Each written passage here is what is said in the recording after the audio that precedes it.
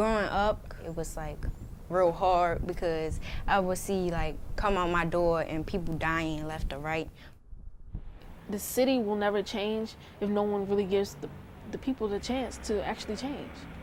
Like with the evicted houses and stuff, like they can build stuff up, they just choose not to do anything. Baltimore. 16% of houses in this city lie vacant. Almost a quarter of its residents live below the poverty line.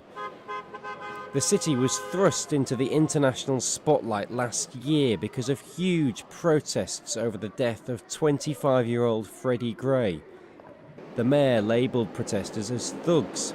A week-long curfew was enforced, and relations between the authorities and some communities were worse than ever.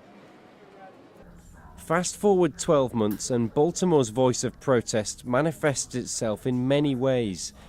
At the Reginald Lewis Museum, a new exhibition aims to provide young people in the city a chance to share their perspective.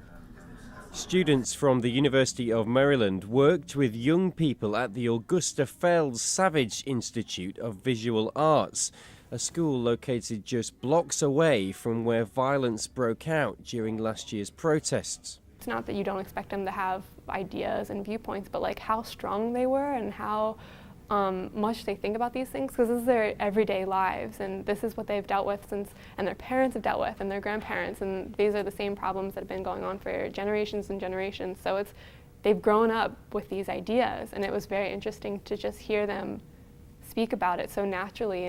One of the most striking parts of the exhibit are these vultures with CCTV cameras. Students say they resemble the near constant surveillance they face from police in their neighborhood.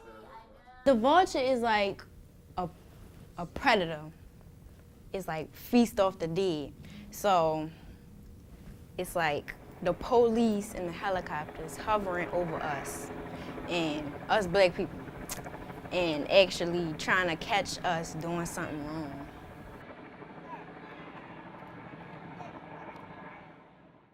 This part of the exhibit is about what the media has said about different things about the uprising of Baltimore. These are negative quotes that we have found in research off of the internet or that have went viral. This quote says, "I think Black Lives Matter are a hate group." I wouldn't say they're terrorists. I think they're a hate group. They hate police officers. Well, they have strong feelings about... No, they hate them. They want them dead. We did not agree, and a lot of people did not agree, and there was a rage off of this quote. So we have reworded it in a much more positive way, how it should have been. "I think Black Lives Matter are misunderstood.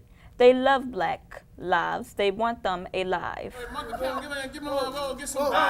Teacher Koli Tengela says he feels immensely proud of his students' work. Learning the social political dynamics that are in play that oftentimes keeps a certain group of people in a state of perpetual poverty and suffering. A lot of times we don't think about there are policies, economic, political, social norms that prevent people from rising and becoming the best that they become. But through this exhibit, they've had an opportunity to explore that and discover those aspects of their lives. It's been a year since Freddie Gray was arrested. It's been a year since Freddie Gray died, and it's been a year since thousands of people protested on the streets of Baltimore. But those protests have continued, and they've continued through artwork like you see here. Across Baltimore, Freddie Gray's death has led to a burst of creativity. Activists insist little has been done to address the systemic problems in the city, but Baltimore's youth is hopeful. Hopeful for the future and hopeful for no more Freddie Grays. Harry Horton, SABC News, Baltimore.